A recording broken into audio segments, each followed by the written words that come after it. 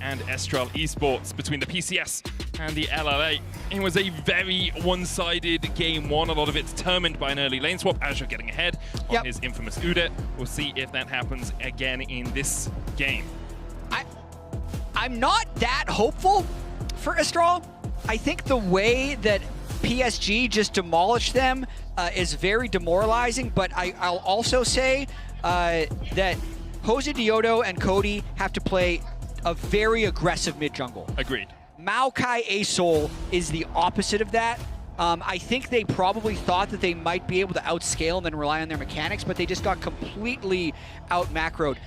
Bans haven't changed that much, even though these teams have changed sides. Yep. So Estral banned Senevai Azir in game one. The bans for PSG were Lee Sin, Sejuani, Ashe. So 3 for 3 so far are exactly the same, even if the sides are different. Yeah, I wouldn't mind Cody going back onto his Ahri, just because it gives him a little bit more playmaking ability. Obviously, Aurelion is very strong when you get scaled up, but doesn't give you that earlier game pressure that something like an Ahri can do. Obviously, Cody very comfortable on things like the Azir as well. Even sometimes brings out the Yone. With Estral having first pick, we'll see where Sophie decides to lead them. Sejuani and Lee banned away again, as you say, and likely an Ashe here from PSG. No changes in bans from Estral either. Yeah, I'm not a big fan of the Azir ban. I feel like you're denying it from Maple, but you could also just take it yourself. Yeah. But this is why they banned the Azir. They do the Taliyah takeaway, and if they're going to pair this Taliyah with a very aggressive jungler, like a Viego, even though you do need to see a few more champions before you're going to lock in the Viego, but that's something that I have in the sights for Jose Diodo. See where PSG decide to go with their first couple of picks. Last time they looked for the Varus Taliyah. Obviously, Taliyah taken away. Varus wouldn't be too much of a surprise here. Still gives you that team fighting AD carry. The lethality worked very well. Gives you pressure in the lane as well. But we'll see if Estral decide to go towards the Kalista, because that is still up.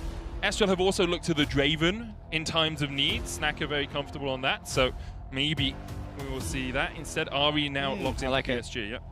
I do like that pick for Maple. It will make it very difficult for Estral to play an aggressive mid-jungle against him, especially once he's level 6, can very easily just triple dash away from anything. So I think they just match bottom lane from here, and then they try and find the aggressive jungler later. Where do you go? I mean, you could go Xin for pressure in that lane, or you could go tank here. Which, I mean, I only say you could because that's what they're doing. I'm going to be honest here, Jack. I don't think going tank here is the ideal, but they will go tank here, which means likely, possibly, a lane swap again. It's just someone that can survive into the Varus on that side lane. And then maybe AD. I think AD, otherwise it's just going to get banned out, as you say. Yeah, I mean, Kalista, if they want what they had last game, but okay, so they're dropping their AD to 4-5, even though Varus is already locked in. To get the Xin. I mean, Xin Taliyah, very powerful. Very strong together. I think it really depends on this response here by PSG, because they could go Wukong, or they could just lock in Udyr again, and they're pinching it at the moment. So if either they're... So, okay, this is the good thing for Estral. They're either giving Jose the ability to ban out a bunch of junglers, or they're taking Udyr off. If they don't 4-5 ban Udyr, then I don't know what to tell you. Yeah, they're trolling, 100%. I was also scared for a second that PSG were just going to go Kha'Zix and try and copy Canyon. Kha'Zix obviously very strong into the Xin Zhao in isolation. Yeah. Not great into the Taliyah, but it can give you a lot of damage. I think that would have been one of the best ways for us to get a third game. So, depending on whose side you're on, it's a disappointing or all the Estral Esports fans in the crowd are like, woo! Just pick Kha'Zix, please. But there's the Udyr. Kalista taken away by PSG. Expectation is double AD carry ban for PSG. Yep. Kalista Draven most likely could do Kalista Lucian as well. And Estral, they've got rid of the Udyr. That makes sense if they want to ban out another top lane, or if they want to get rid of something like the Nautilus just to make sure you don't have to play into Varus Naught bot. That would also be fine. I think your expected value with another top ban goes way down just because there's so many different things you can pick. So I honestly don't know what Estral is going to be with this last pick. It is Rumble, so they're just taking off the tier list of the most played top laners for PSG throughout the season. Good support as well alongside the Varus. Gives you a lot of damage in that lane. So it looks like actually a PSG currently hovering the Aatrox implies that they're going to leave support for counter pick last here. Get Woody something he's comfortable on. The Renekton, very safe in the top lane for Azure. Instead, Twisted Fate. I mean, lane swap. Lane swap, Medic. Estral want to lane swap. PSG, Twisted Fate, if you put them behind, can struggle. Obviously, we have seen some Twisted Fates accepting the lane swap, going mid-level 1. Gold card into red card can really scupper the enemy mid laner's day. Xayah, Rakan pick. Xayah, Rakan very good in a lane swap. Rakan struggles in the laning phase, but Xayah very good at pushing lanes. And obviously, Rakan, when he gets to 3 to 6, becomes a much more impactful champion. Yeah, and again, I feel like Estral has a very playable 5v5, but PSG isn't gonna want to let them ever 5v5. Yeah. And I think that's one of the calling cards of the Twisted Fate top. Wasn't even trying.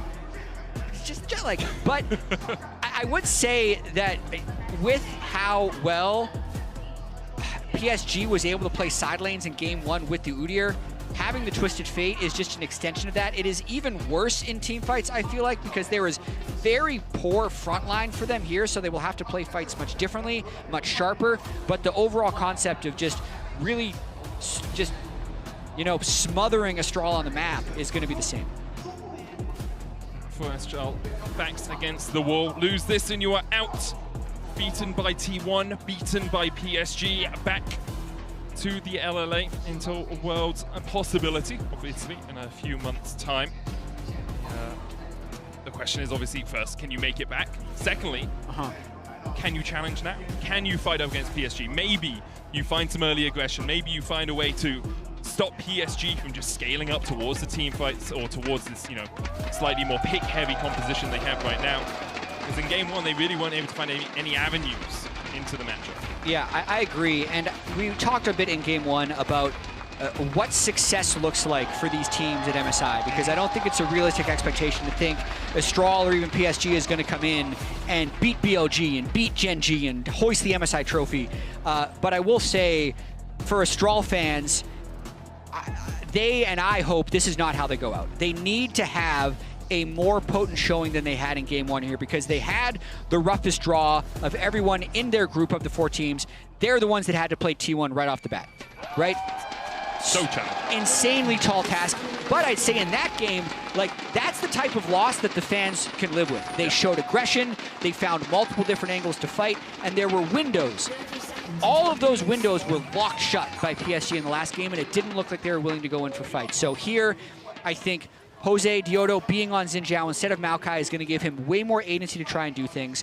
Cody, the young star for this team, is on Taliyah, more playmaking than he had on the Ace Hole. Even if they go out, I think they want to go out swinging. And especially since you are an organization that hasn't been on the international stage before. Replacing someone like Rainbow 7, Azure. Charm hits, there's the stun card, CC, follow-up. Cody gets the time to flash out, though. Manages to escape, does have to burn his flash for it. But Maple had to skill Charm level 1. True. And it looks like Cody is going to try and stick around in lane, knowing that Maple has Charm level 1, isn't going to be able to push the lane first. It's actually okay. It looked like it could have been a disaster, but as of now, it's okay. And also, the lane swap hasn't happened yet, so it's just going to be straight up lanes, which, again, it's kind of more drafted for. There's not a massive advantage for one team during the laning phase. You could even argue PSG is happier with standard lanes because they have range versus melee top lane, and they have the Renata Varus, which should win, so no lane swap today. That's why I'm slightly surprised that Estral didn't initiate it. Get the TF behind, try and set him back, just even if you're just denying him gold. Remember, gold is not multiplicative on TF, but every CS you get, you almost get, I think, an average of 4 extra gold, which is just means that every time, even if you're going even in lane in terms of creep score, you are getting an advantage on the Twisted Fate. But Estral deciding against it for now. And I 100% respect that decision, because Estral has lost every lane swap game they've been a part of. They've also lost every game. So, switch it up, man. Okay. They played the whole regular season, no lane swaps. They played for 5 years with no lane swaps. Let's just have a good old-fashioned game of League of Legends. See if they can, in a good old-fashioned game of League of Legends, challenge PSG here. As I was saying before, we saw the Charm in the mid lane. Estral taking Rainbow 7's spot from last year. Rainbow 7 were able to make it past this round into the next one. I think by beating out Gam, if I recall correctly. Is Cody charmed again? No flash. Where are you going, Cody? Can Jose Diodo get there in time? His jungler's nowhere near, chat. did go for an invade on this bottom side of the map. Ginger will be spotted on this ward. Jose Diodo going to steal the blue maybe, while the wolves are taken by Ginger. In fact, might just look. Yeah, he really wants it. TP in as well by Cody. The fact that he didn't show is making PSG rather suspicious as well. I think he really wanted the counter jungle there.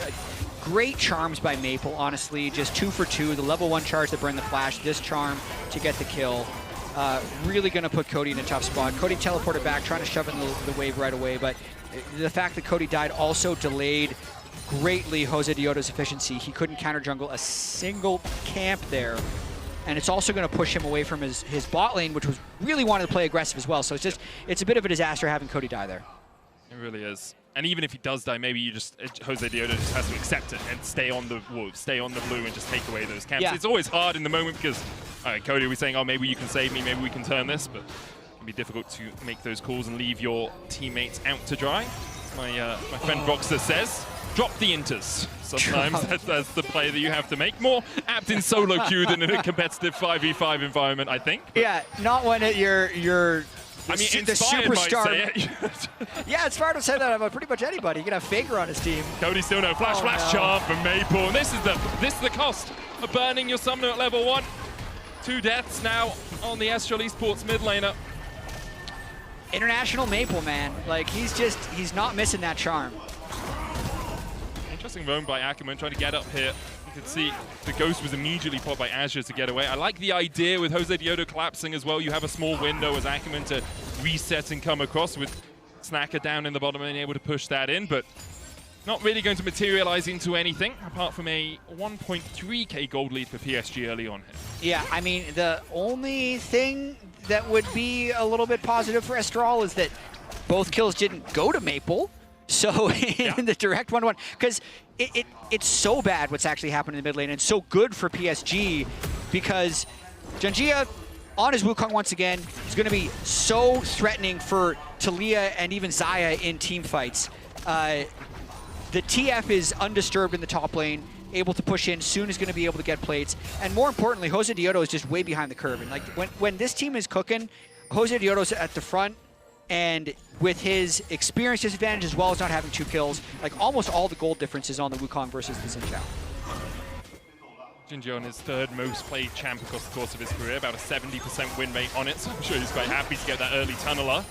Ghost used by Betty in the bot lane as Snacker and Ackerman. The Snackerman bot lane. You know, I just thought of that, it was good, right? Yeah. Clever. You have to get that in because this might be their last game. Yeah, it might be. It might be a while until we see them again on the international stage. I want to see them find a way to put up a fight here because PSG has jumped out to such a good early game. And this is such an uncontestable Drake. They need to just be able to accept these losses, even though it feels bad because they were so unable to pull the trigger in game 1. They've fallen behind early here in game 2. But now I'm just like looking at the way, like if PSG can play their game. Good knock up. Cleanse out from Snacker, looking for Betty. No flash, no ghost, no hope of surviving as Betty will fall. Snacker takes the kill. Estral Esports, you wanted them to find something. It seems like it's through bot lane. And that's actually the only place it could have been. That was so good by them. Betty not having his ghost, knowing that if they can manage to CC him after his flash, they'd be able to get that kill. Because they couldn't do it top lane, they couldn't do it mid lane. TF had just returned to top lane after already hovering down for the Drake. Like, that was their one window to get anything to happen. Oh, that was just so well done. They had vision on the Drake as well, so they knew when Ginger was finishing it off, meaning they had that small window, as you say. And now with your Estral, bot. Get onto Betty, has no sums. Great engage by Ackerman on his Rakan. Yeah, they knew PSG was just trying to just get those last few minions before going for a reset. So still a Drake down, still 2 kills down in the mid lane, but a little bit of reprieve in that bottom lane. That's where they're going to have to play through. It's so tricky. Basically, Jose Diodo is just up there so that Cassante can get the wave in, but he isn't even able to get the whole wave in before the recall happens. He wants something with this Ghost. Azure still has no Ghost, all out in, but Ginger's on his way across. Azure just baiting for his jungler. Cyclone Zothe with a good double dash away, but he can't escape Ginger's flash. So he takes his 3rd kill of the game. All the kills for PSG sitting on the jungler's shoulders. Yeah. Wukong's going to be a problem. He's definitely taken over this game. So, Jose, you're level 5. You can't do much right now. If we're going full solo queue jungler, as you were mentioning, like, you clear all those camps as best you can, you run back out bottom lane, and you fight. That's the only thing you're going to be able to do. You're hoping that maybe, you're just hoping the Twist of Fate isn't also there randomly, because he totally could be with his ultimate now post level 6, but that's your win condition at the moment. It's Snacker, because everybody else is falling too far behind. And it's really before Woody gets to 6. He's about to stick over to level 5. Betty just has the Chain of Corruption right now. If you can get... I mean, Ackerman doesn't even need 6 for a dive to happen, but if Woody is 6, dives become a lot trickier. The hostile takeover, very good at disengaging a dive, very good at just delaying for long enough that you start to just take all of your health from the tower shots. I mean, they could be going for it now. Like, I'd love to see the Taliyah just fog into the river right now after this wave, push this in as quickly as possible, and then even just posture a dive. Like, this is the time where maybe they could deny a wave, but they're second-guessing themselves. They're calling it off. They even see Twisted Fate top lane. Like, yes, Wukong is missing, has been missing, but they let them catch that whole wave. Now they're able to get the ward down. So I think the call I wanted to see him go for it there. 100% agree with you, Jack. I think the call is instead contest one of the buffs. Like, contest the buff, contest the Gromp. Yeah. Maybe they didn't quite know where Ginger was resetting through. The charm's going to land in the mid lane, but Jose Diodo steps away again. Ginger going in onto Jose. Might just burn his flash across the wall here. And now everything we wanted to happen becomes so much more difficult for Estral. You don't have the flash. Juggling tower aggro becomes a lot trickier. Woody's halfway to level 6. There are small windows on the international stage. They're tiny. They're like those little ones you get in the bathroom, right? Yeah. It's not a full 6-meter window where you can look out on someone's patio. Instead, you need to find the smallest window and then just defenestrate your opposition through it. Unable to do it there. I like the analogy. Honestly, my brain just went deep into windows, and I found nothing good. I was going to talk about, like, oh, there's a really big window in our room at the hotel. Small windows, like, you know, a Millennium or Windows 7, not one that people really like to use anymore. And it's closed. Like, honestly, it feels closed for Estral right now. The window is locked. You could see through it, though, which gave them that brief moment of hope. Bit by bit, it's becoming more stained glass, stained by their He's still not level 6. The engage happens. There's the quickness. They're looking for the kill. Onto Woody. They get him. Snacker pops the ultimate to escape. Woody full cyclone, though. Out from Ginger means Snacker will be the first of the Estral Esports bot lane to go down. Red buff doesn't matter. Maple's here, and he'll happily accept his first kill of the game. Oh, man. So PSG just making Estral feel bad about all the good things they're doing. Yep. They had the Zyricon ahead. They're able to get a kill in a 2v3, but that quickly turns into a 2v4. They both die. They lose an entire wave to the turret once again, and Jangia just gets more and more fed. They're going for it, though. Jose's top. Jose trying to run in here. Gets onto Azure. Stun card. There's a hostile takeover. Jose has to step back. Still goes berserk as Woody here in time to protect his top. So they definitely are making several visits up to this Cassante, and this fight's not over. Flash heals still a benefit for Woody. He uses them both to dodge away from Ackerman. Ginger will decoy his way back. Jose Diodo looking for more as the bailout comes out. There's the Destiny as well, just a vision in the bush. Ginger gets 1. He's looking for 2 as Ackerman has to dash the wall. Destiny forward by Aperture. The little crumbs got him.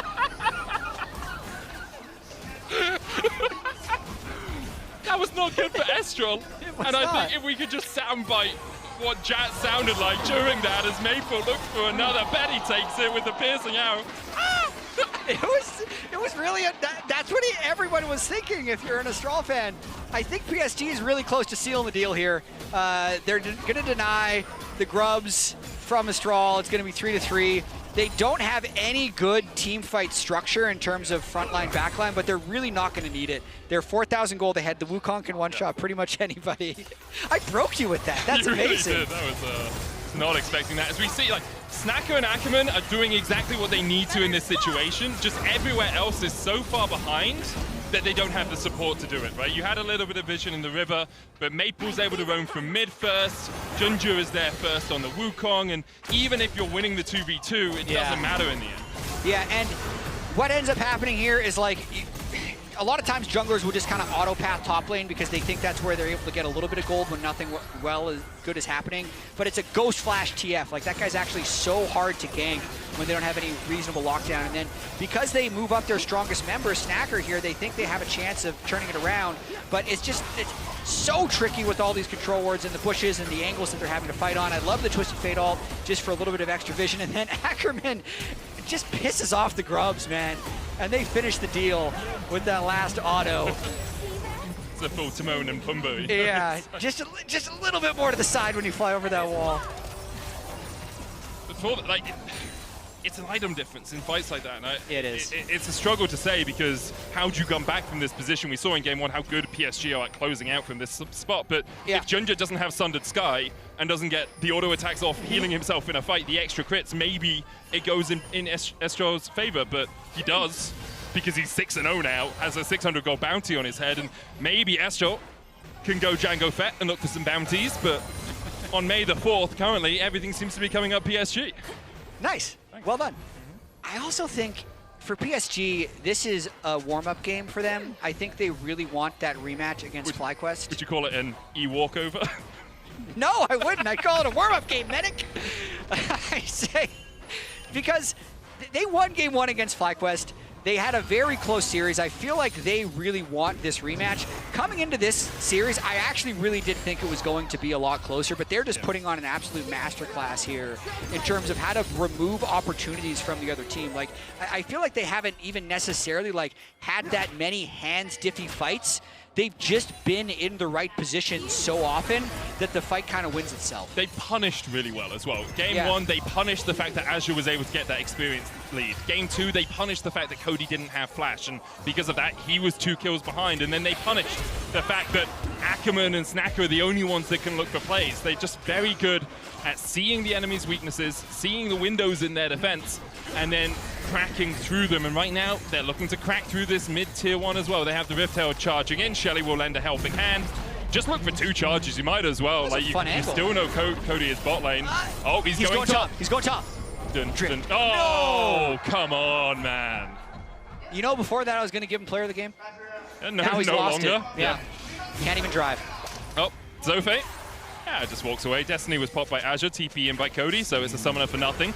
Weaver's wall out as Cody looks for the collapse here onto Betty. We'll be able to knock him back, but there's the hostile takeover. Whoa. And Cody just TP'd into his death. Zofe next on the menu as Ginger goes godlike. Not the MVP of the game, according to Jad everyone. Tweet at him, at Esports Jad, if you think that's a mistake. Mainful coming in from the side, doesn't want to go for the charm as Ackerman just dashes across the wall. 10 kills to 2.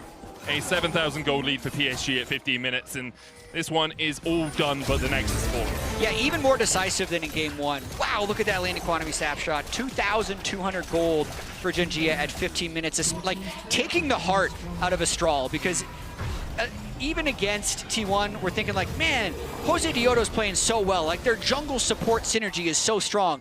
They haven't been able to link up once with how dominant PSG has been here. And sure, they think they can get Betty here. They even land the CC onto him, but the damage is just so immense. And the ability for PSG to disengage as well. We talked a little bit about the hostile takeover into engage comps. It's so powerful. Alongside that, you have the bailout, you have Junja going onto the back line. You don't have the damage if it's just Cody. He's got a Seraph, so it's not even fully stacked. Right, that's all he's got. Maybe if Snacker's there, you can burst down 1, but then is the bailout enough just to save that player? Is there any space between 100% and where that red is? I can see a pixel. Okay. Not a good movie, but a good thing to have on your computer. You got a lot today. When a game goes to this spot, I feel fair. like, you know, people can cheer, people can naboo, but...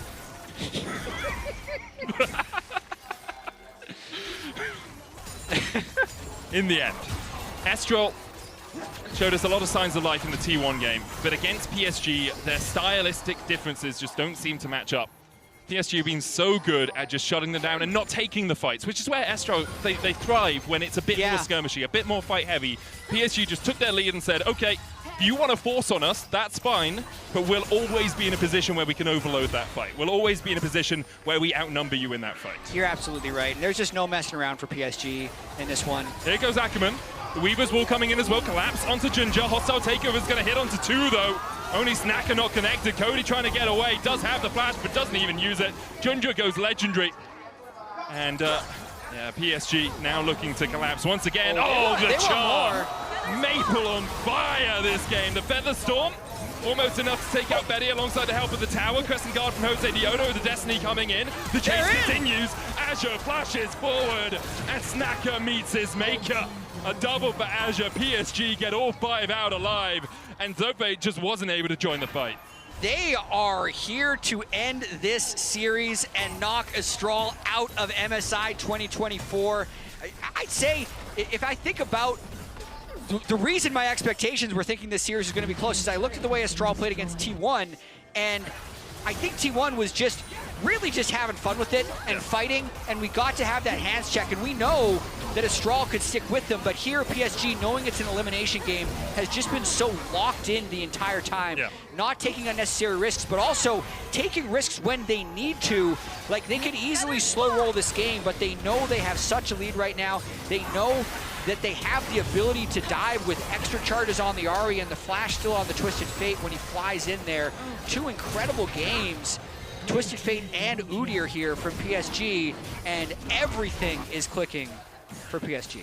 That's an 11,000 gold lead 19 minutes in. It is PSG just in the ascendancy. And now you're wondering, are they asking each other if they just want to pad out their stats? Like, do we want to pad me? Do we want to pad you? That's, I could tell from the tone of your voice you were going somewhere with it. Yeah. You need to be sneakier next time. Well, that one wasn't a good one anyway. So, yeah. Here's the thing: as a caster, often in this position, you think, well, we need to try and give some hope for Estral. The only hope they have is PSG get a little greedy. They overstep.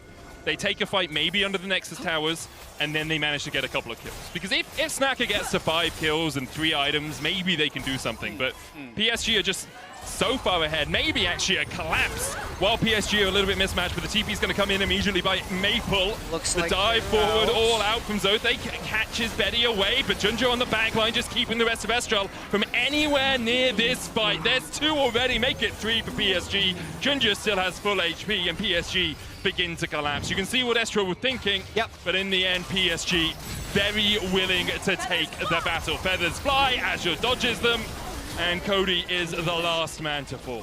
I think it was a good look, actually. They got a lot of damage onto Betty. If Maple didn't go over to help Betty, I think the Cassante would have been able to secure that kill, but now they can have their cake and eat it too. They get the clean ace as the Baron spawns. 16,000 gold lead at 20 minutes is one of the largest 20-minute gold leads you're ever going to see, actually. It's going to be right in that top percentile. So I think potentially even on the next push, PSG could be ending this series and moving on to face FlyQuest tomorrow. Yeah, and that will be a rematch, obviously, of the series earlier. First game very close between PSG and FlyQuest. After that, FlyQuest started to take the lead, and you can see what they're thinking, like, Maple isn't here. Maybe we can just catch someone. Zote all outs Betty away, and I think Zote does win that 1v1 if the fight continues down there. But Maple and Woody both move down to Peel. Then, because Janji is such an absolute monster on Wukong, he just takes care of everybody else by himself. And then at the very end, Twisted Fate can just ult in, get a little bit of extra CC, and complete the ace. And now PSG with the Baron in to push in. This Red Bull Baron power play, only 1.5k, the gold you get from taking it right now, but the tower's sure to be forfeit relatively soon. Maple spots Ackerman, and this is the other thing, like, PSG don't give you the opportunity. They don't give you the chance. They're stepping into those side bushes, putting the control wards down, Ackerman's forced away, and Cody just dies because they were looking for a play, but they can't find it. Zote under the tower, Cyclone's not going to get the knockup as he manages to dodge away. Ginger looking for the second, but doesn't want to dive those Nexus turrets yet. Inhibitor tower and the inhib in the mid lane gone. Bot lane the next target for PSG. And they are doing it by the numbers here. Ackerman, no quickness. Snacker, no Feather Storm. And Estral, no hope really of winning out this game. Statement game here from PSG. Even going back to the draft phase, right? Like, just everything they've done, the risks they've made this series have all paid off extremely well, getting stronger throughout, just waiting for this next wave to arrive before I think they're going to just kill that next turret or the remainder of Estral if Estral tries to stop them. Well, Cody's back up. There's the charm into the hostile takeover, and Betty immediately kills off Zote. Cody's trying to join the fray. Crescent Guard from Jose Diodo will get him back to the fountain, but now the cannon minions in the mid lane are doubling up on that Nexus target. Ginger just slaps down Snacker. He will fall for it. A consolation prize for Estral Esports as they will fall at the hands of PSG. The PCS once again will make it through to the next round, continue the tradition of being one of the best minor regions as they face FlyQuest tomorrow. Going to be a very competitive series, I think.